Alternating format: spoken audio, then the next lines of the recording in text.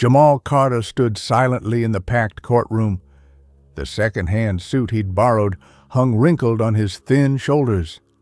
Sweat beaded on his forehead, not from fear, but from the crushing weight of helplessness, from holding in too much for too long. Up on the bench sat Judge Raymond Holt, a large white man with a face carved from a cold gray stone, and he was smiling, a smile that didn't bother to hide, clear and cruel, like he was savoring every second of crushing the hope of a black family. Life without parole.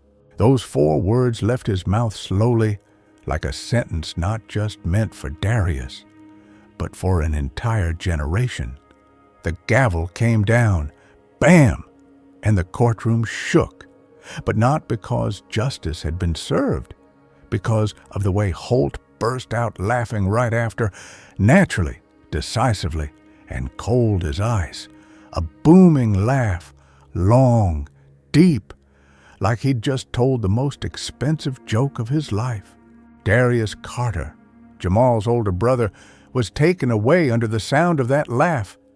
He walked slowly out of the courtroom, hands shackled, head hung low. No one saw his eyes in that moment, but Jamal did. Saw them clearly, saw them down to the bone. He stood up, hand gripping the edge of the bench instinctively. His chest tightened. His eyes burned red. No one defended him. No one spoke up. The entire jury, all white, just sat there, quietly smiling, as if they'd finished something routine. The public defender flipped through his files hastily, sitting in silence, like he wished he could disappear. And the alibi? It was never even brought up. And the witness, a white cashier, was shaking so badly at the time he couldn't even sign the report. And yet, Darius was sentenced. A lifetime, no release, no parole, no right to appeal. Jamal didn't say a word that entire afternoon. He just stood there, silently staring at the chair his brother had once occupied. The words carved into the courtroom wall read, "In God we trust." But Jamal knew the truth. In this place, they only trusted the color of your skin. No one in that courtroom knew that this 16-year-old boy had quietly read every law in the state of Georgia. No one knew he had a photographic memory, that he'd spent 8 hours a day at the library, studying case law since he was 13. No one knew that Holt's laugh that day would quietly awaken a warrior, someone with no power, no degree, no money, but a will that nothing could shake. Jamal didn't cry, but inside him a scream rose louder than any defense ever spoken in that courtroom. "I won't let my brother die in silence."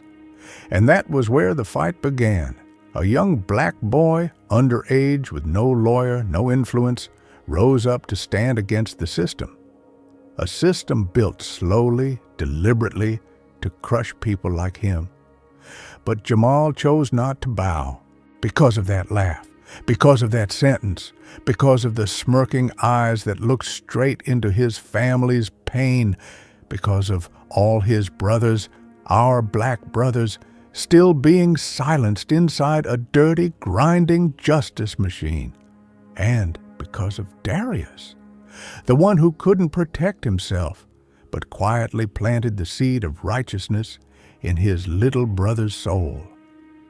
Jamal walked out of that courthouse that afternoon, his wrinkled suit soaked in sweat, his trembling hands gripping a stack of old case files tightly, like he was holding on to the last breath of something still alive. But in his eyes, there was no fear. There was fire, a fire that would not go out, because the fight hadn't even begun. And the very next morning, Jamal Carter took his first step, filing an appeal for Darius, alone, at the doors of a system that had already slammed itself shut on him. That night, Jamal didn't sleep. Judge Holt's laugh kept echoing in his head like a dull blade, slicing slowly through the layers of his mind. Darius was locked up somewhere out there, in a cold prison cell nearly 40 miles from home, not because of guilt, but because of skin color.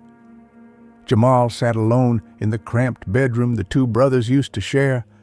The cheap thrift store suit still hung crooked on a rusty nail, creased from the trial. At the foot of the bed was a messy tote bag, the case files he'd quietly taken from the public defender's office while they were out at lunch. He turned on the desk lamp. The scent of old paper and stale coffee quietly filled the room. He didn't need to flip through the pages.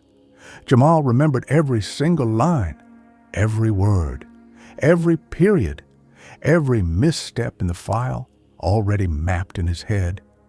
His photographic memory was the only weapon he had. And now, it was the only weapon his brother needed. The alibi had been ignored. The timeline didn't match. The lawyer never objected.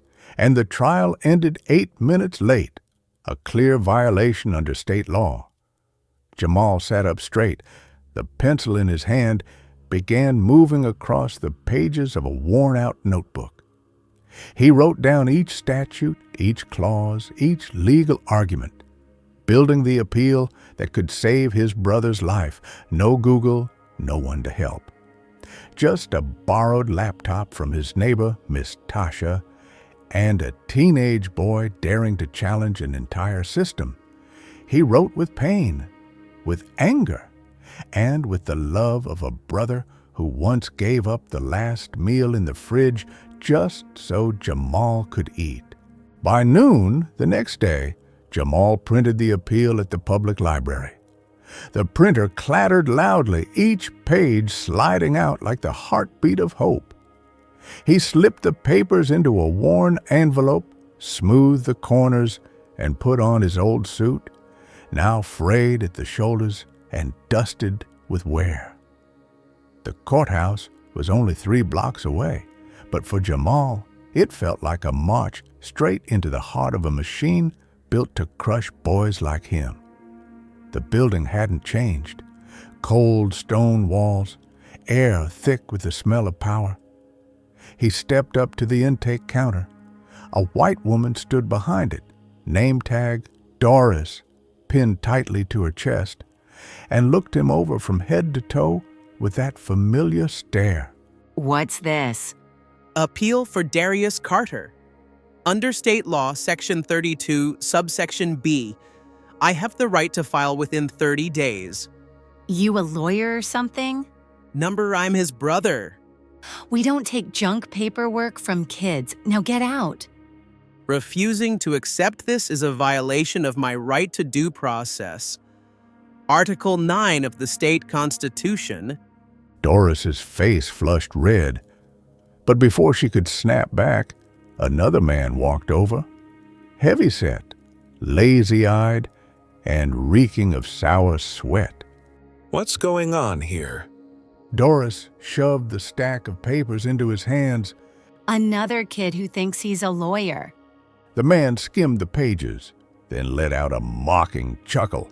What is this, Black Perry Mason? He tossed the file into the trash. Jamal didn't move. His hands trembled, but his voice stayed cold. You're breaking the law. I'll report this to the State Bar Association. The man leaned in close, his breath thick with cigarettes and contempt. Go ahead, kid. Nobody gives a damn. He walked out of the courthouse empty-handed, but his head was held high, because Jamal knew the law, and more than that, he knew right from wrong. Tomorrow, he'd be back, with evidence, with cameras, with the whole community behind him, if that's what it took. Because if this system thought it could silence one voice, Jamal would become the kind of echo they couldn't ignore. And that was the moment Judge Holt realized The boy he'd dismissed wasn't here to bow. He was here to shatter the rotting throne Holt had built for himself.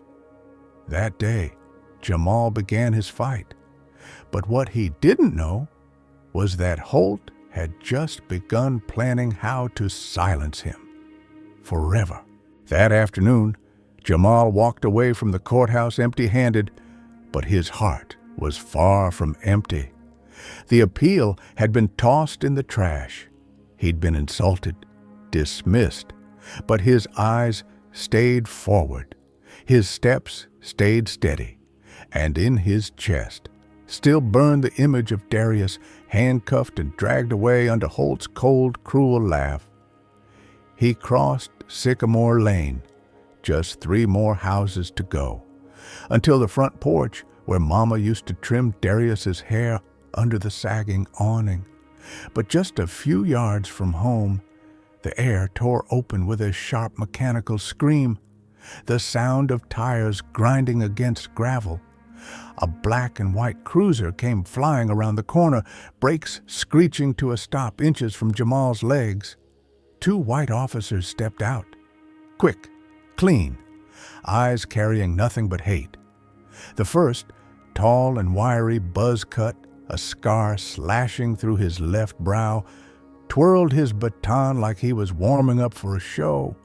The other, shorter, neck sunburnt and raw like it had been scorched, closed in silently from behind. Well, well, look who we got here. Holt's little lawyer. Jamal stood still. His hands rose slowly, deliberately, back straight, eyes locked onto theirs, unwavering. I'm unarmed. I just came from the courthouse. You can check. Check? Oh, we'll check real good. Then, without warning, the officer slammed Jamal against the hood. The scorching metal burned through his cheap thrift store suit. One arm was twisted behind his back. The cuffs snapped on, cold, tight, unforgiving. The other cop rifled through Jamal's pockets with practiced ease. A soft, smug whisper broke the silence. Then he pulled out a small plastic bag, a few sprigs of weed inside. Jamal froze. This isn't mine. Oh, you hear that, Eddie? The kid says he's being set up. Eddie, the sunburned cop, stayed silent.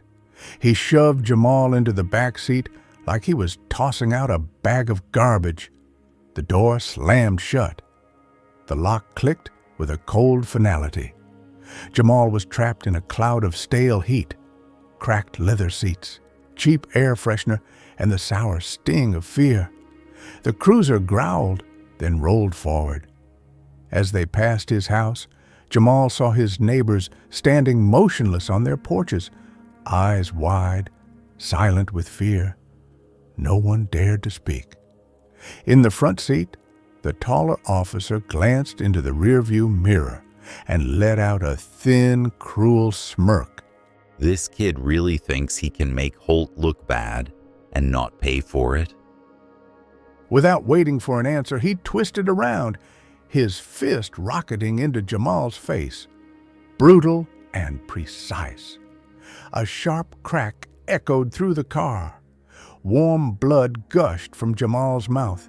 The second punch slammed into his ribs, right where he'd fractured them years ago, playing basketball at the park. How's that feel, lawyer? Eddie growled through clenched teeth, then punched again, ruthlessly.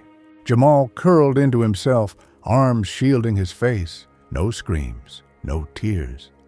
Inside his head, the laws stayed sharp.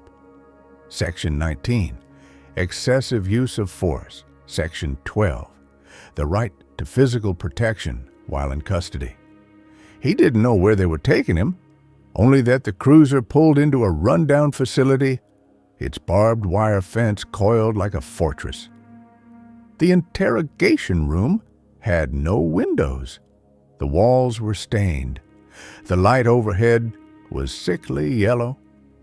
One officer tossed the bag of weed onto the table, slowly, deliberately, like he was trying to crush whatever faith Jamal had left. This is evidence. You're under arrest for possession of a controlled substance. Could be intent to distribute, too. Jamal lifted his head, blood on his lips, but his words came out, steady and firm. I know my rights. Section 15. Unlawful search and seizure. Section 9. All evidence must be officially logged. I want my phone call. They laughed, dry, cruel, full of contempt. But then, someone walked in. She was the only black woman in that building, eyes blazing, voice rough, but ringing clear. This boy's not alone. I'm his guarantor, and I've got the bail receipt right here. Lena, the widowed neighbor who once shared cornbread with Jamal every Sunday afternoon, now stood as a shield between him and Holt's fury. She pulled Jamal out of that station. Blood still stained his shirt. His eyes still squinted from the pain. But his steps no longer shook. He had survived. He had been seen and heard by someone who shared his skin, his story, his pain. And that same night, Jamal returned to his desk. He wiped the blood off the case file carefully, opened his notebook, and began his next move, tracking down the alibi for his brother, the kind of truth Holt couldn't erase with brute force. Jamal curled up on Lena's torn sofa, his ribs bandaged in a rush. Bruises still bloomed across his cheek, but instead of rest, he quietly opened the case folder, as if unfolding a battle map. There was no time for fear. Darius was running out of hope, and Jamal knew what was crushing his brother wasn't just a courtroom verdict. It was a whole machine, engineered deliberately to grind people like them into dust.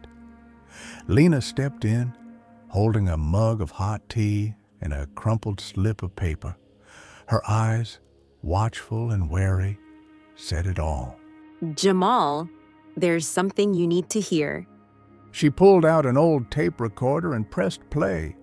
Slowly, deliberately, a low, static buzz filled the room. Then a man's voice came through, deep, cold as steel. We need our quotas, at least 60 heads a month. Black ones are easier to process.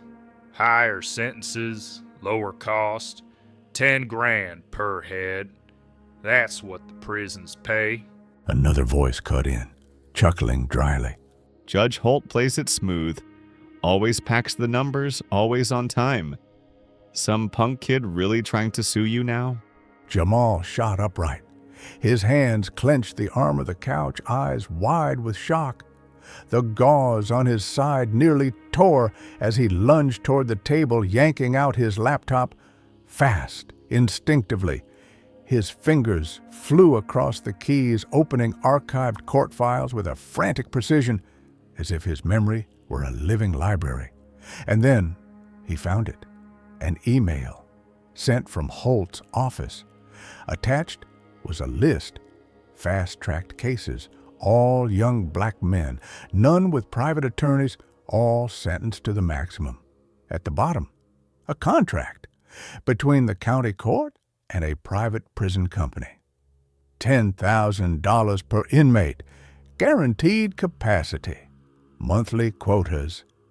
He swallowed hard, hands trembling violently as he scrolled down further. There it was, Holt's seal, clear as day. Every sentence read like an invoice. Every young black life packaged and shipped off like product. Cold, efficient, dehumanized. Darius was just one more name in that profit chain. Jamal turned slowly to Lena. They didn't just lock up my brother, they sold him. Lena nodded, slowly, solemnly. This system, it ain't broken. It was built dirty from the start. Something cracked inside Jamal's chest. Not hope, but the last illusion he'd held about justice. He opened his notebook, wrote each word, clearly, deliberately. A new petition, a formal complaint, and a vow.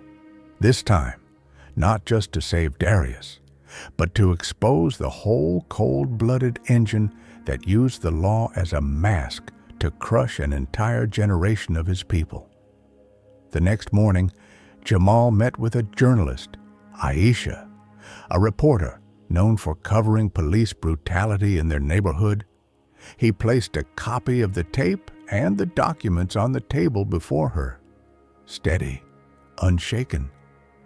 Aisha sat in silence for a long moment, then looked up, eyes glassy with tears. We're bringing this into the light.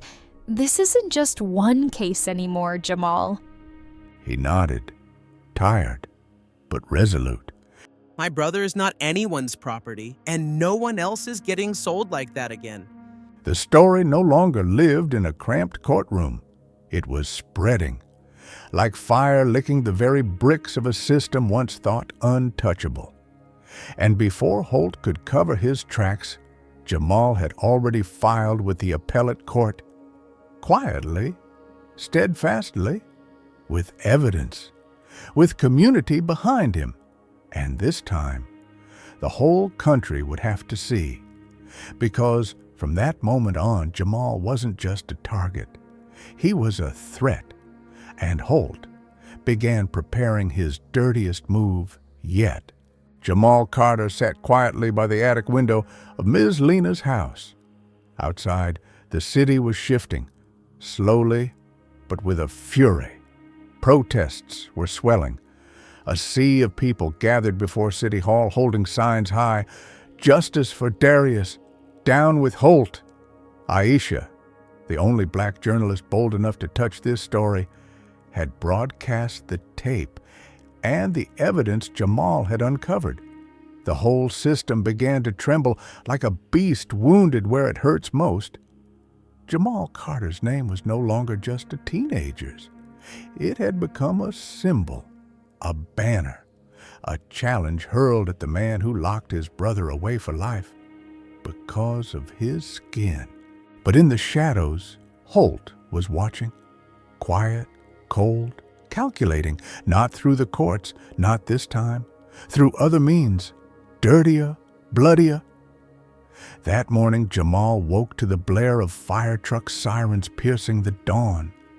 Smoke curled up from the end of the street, from the house where his mother had been staying with a cousin. He bolted out the door barefoot, sprinting across the dew-soaked sidewalk, panic and dread clashing in his chest. The little blue wooden house, the one where he'd seen his mama sewing by the window, was now a blackened skeleton, frozen in ash and ruin. They called it an electrical accident, but Jamal knew better. It was a warning. Holt's way of saying, I see you.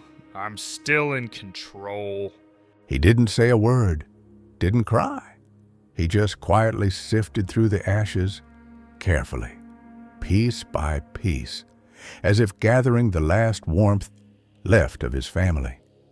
That night, Aisha disappeared. Her car was found 12 miles outside the city, rearview mirror shattered, faint blood stains on the driver's seat, staged neatly like an accident. Police said, maybe a robbery. But Jamal didn't buy it, because just before she vanished, Aisha had sent him one short message. Holt has people inside. Be careful. Lena forced Jamal out of the house that night, guiding him to a hidden attic, quiet, tucked away, like she was sheltering a living piece of evidence. You're a target now, and Holt's playing his final hand. Lena said softly, her eyes never leaving the flickering news screen. Jamal sat in the dark, his trembling fingers tracing the pages of his notebook, the one where he had written every law, every statute, every shred of evidence he'd gathered along the way. Each page stained faintly with blood. Darius's, his mother's, Aisha's, every line written slowly like a prayer, every number a name that had fallen. 3 nights later, the explosion happened. The county courthouse, the place where Jamal had first filed the appeal, was obliterated in a bombing. Precise, professional, no fingerprints, no suspects, 25 dead, 50 more wounded. No one claimed responsibility. But on the block, people whispered. This was Holt. This was a message for anyone bold enough to challenge the system. Jamal watched the flames on TV, the weight in his chest pressing down like concrete. He rose, slowly, as if lifting the whole city on his back. There was no more doubt. He wasn't facing a man. But this wasn't just a man. It was a network, a system, a beast in a black robe. And Holt, even under investigation, was still pulling the strings, silently, precisely, mercilessly, through violence, through death, through fear. Jamal knew if he stopped now, there would be no one left to carry it forward. So he returned to the table, opened his laptop. His hand still trembled, but his fingers typed firmly, steadily, like a war drum echoing through the night. He was assembling the final file, not just to clear Darius's name, but to cut off Holt's bloodline of money. He unlocked a file protected by code, a vault of secrets only he and Aisha had ever touched. Inside, a list of corporate sponsors, contracts from the prison privatization deals, and one explosive email from someone no one would expect, a name above Holt, a name Jamal would have to expose if he ever wanted this war to end. Do you want to continue with the next scene in this sequence? Jamal Carter ran, recklessly, limping through thick, choking darkness. He darted down sewage-soaked alleys, ducked under sagging power lines, slipped again and again on slimy concrete reeking of rot and rain. Behind him, footsteps, measured, calm, cold, like they knew. Eventually, they'd catch him. No sirens, no shouting, just the growl of silence, the kind that only comes when an execution's been planned ahead of time. In his palm, a single USB, pressed tight against his chest, his breath ragged. He cut left into an abandoned building, dark, silent. The stench of mildew and gunpowder clung to the walls like sweat on fear. He crouched behind a cracked concrete pillar, still, focused, like a cub, waiting for the predator to pass. His hand shook, his clothes were soaked in filth, but his eyes, sharp, cutting, scanned the dark. Then, footsteps, closer, heavier, boots smacking the tile with brutal certainty. A voice sliced through the silence, even, flat, dead of feeling. Holt says, no need to keep him alive. Then, the sound of a gun cocking, dry, final. Jamal clutched the USB tightly. He had no weapon, no armor, nothing but memory and a fire of rage that had been smoldering for years. Then, the gunshot cracked through the air, but before the bullet could finish its sentence, a scream tore across the dark. Lena, she charged from the shadows, wielding a rusted broomstick like it was forged in battle, no hesitation, no fear. She swung fiercely, decisively, as if justice itself had taken form in her hands. Bullets sliced the air. Jamal dove instinctively, violently, grabbing Lena and pulling her to the ground. They hit the floor hard. Dust rose. Then silence. She didn't move. Lena. His voice was barely a whisper. He turned her over, gently, trembling. Her eyes were open, fixed on him.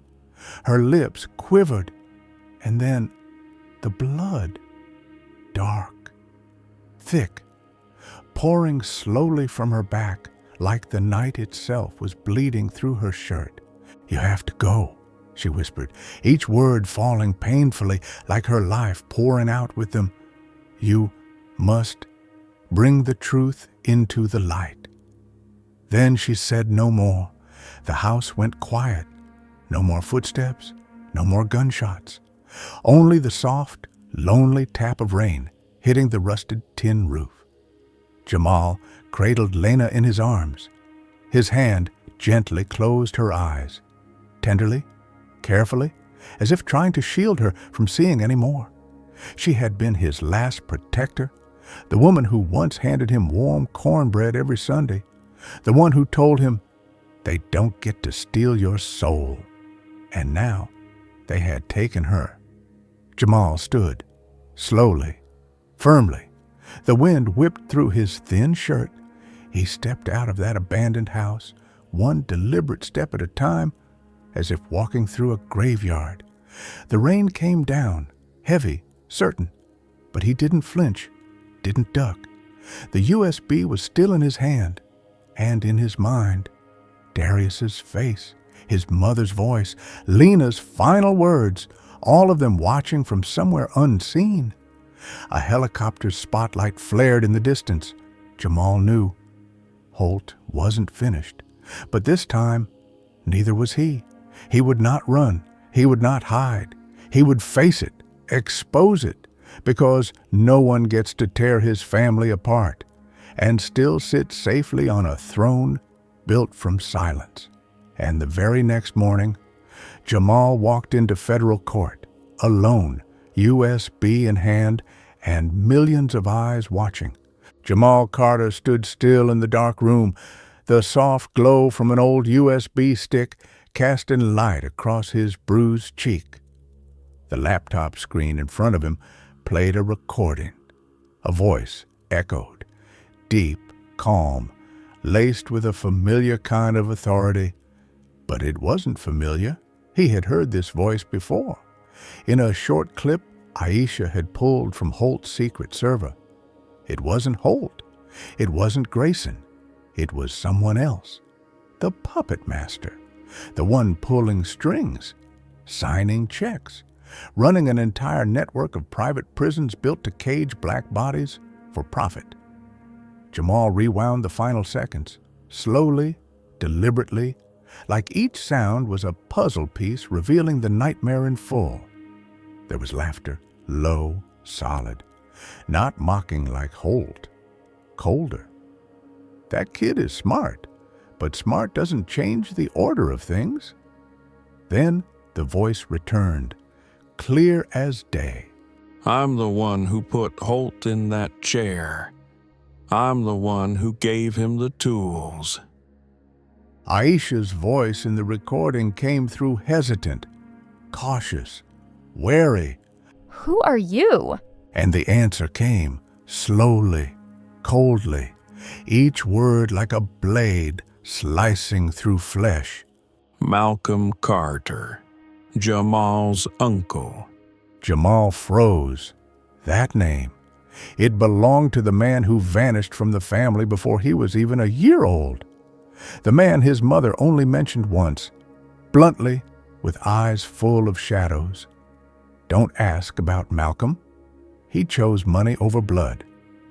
The screen flickered to a new video, security footage from inside Holt's office. A black man in a sharp gray suit, Italian leather shoes clicking on the marble floor, walked in with calm, practiced confidence.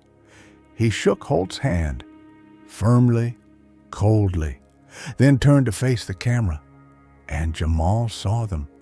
Those eyes, eyes he'd seen before, in the mirror.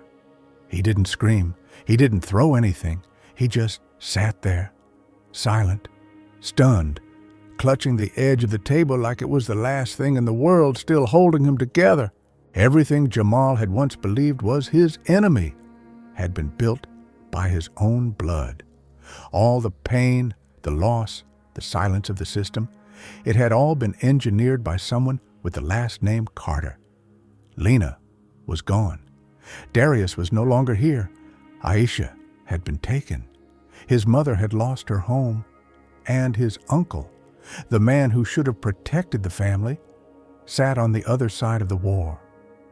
Jamal lowered his head, breathing hard, heavy, broken gasps, not from exhaustion, but because the truth weighed on his chest like a slab of stone. The one pulling the strings in the shadows wasn't Holt. It was someone of his own blood, someone who had once lived through injustice, but chose to become the very system that destroyed them. Jamal rose, slowly, firmly, as if in that moment a boy shed his skin and became a warrior. Now, he wasn't just fighting for Darius, not just to take Holt down. He was fighting to rip off the mask of the one behind it all, the one who turned black pain into profit. And to do that, he had to return to where it all began, the courtroom, in front of millions, with evidence no one could deny. Jamal Carter sat alone on a stone bench outside the old federal courthouse. The late afternoon sun cast a long shadow of him onto the cracked pavement. Behind him, a courtroom had just echoed with a single word: guilty. Not for him, but for Malcolm Carter, the man who once shared his name, who once dreamed of building a throne from the pain of his own bloodline. Jamal didn't smile, didn't feel triumphant. He simply bowed his head, quiet, exhausted, but with his hand resting firmly over his chest, where his heart still beat slow and steady. The battle had closed a chapter, but it wasn't the end. Darius wouldn't come back. Lena wouldn't rise again. And hundreds more still lay silent, nameless in court files, names never called, souls still waiting for justice. Jamal stood up, slowly, heavily, as if each step carried the weight of a generation. He walked down the courthouse steps, unhurried, head low, like someone who knew every victory comes with a cost. There were no cheers, no flags raised, only a skinny black boy with eyes that had seen too much and still refused to look away. He returned home, the house the community had helped rebuild for his mother. She held him tightly, wordlessly, as if that hug was the only way her heart could say thank you. Night fell. Jamal opened an old box and pulled out a case file. A single mother wrongfully held for allegedly stealing medication. He read carefully, patiently, line by line, just as he had done for years, because the system was still there and someone still needed saving. Outside, the protest signs had come down. The reporters had packed their cameras, but inside Jamal's small room, the war had never stopped, not with guns, but with law, with memory, with the heart of a young black boy who survived and chose to keep going, bravely, without silence. And if you ever walk past that old street corner and see a soft light glowing from a weathered window, chances are inside a young warrior is quietly, carefully preparing for the next hearing. No armor, no titles, just the belief that when justice has no place to stand, we must rebuild the floor beneath it. Jamal isn't a miracle. He's a reminder that from injustice, hope can rise, that from loss, action can grow, and that if you're steady enough to stand and brave enough to keep walking, you don't just defend what's right for yourself. You carry the voice of those who were silenced and forgotten. A warrior doesn't need glory, just a reason to keep going.